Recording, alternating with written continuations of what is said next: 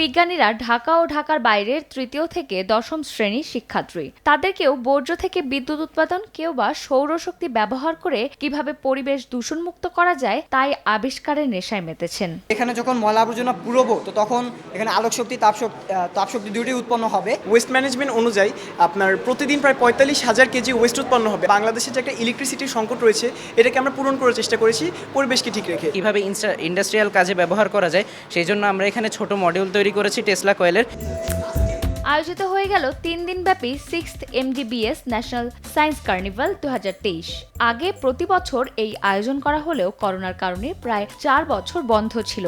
এই আয়োজনে প্রায় 3 থেকে 400 শিক্ষার্থী অংশগ্রহণ করে। বিভিন্ন বিভাগে প্রতিযোগিতার পরে বিজয়ীদের মাঝে পুরস্কার বিতরণ করা হয়। এই ছোট ছোট আবিষ্কারের মাধ্যমে তারা একদিন বড় বড় আবিষ্কার করে ফেলবে।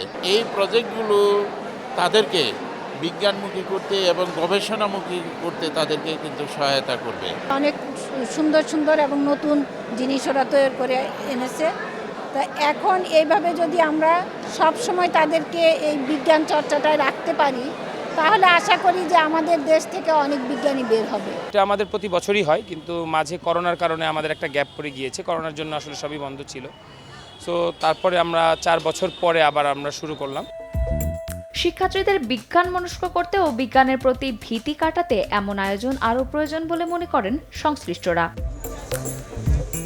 চন্দ্রিমা চৌধুরী, সময় সংবাদ, ঢাকা।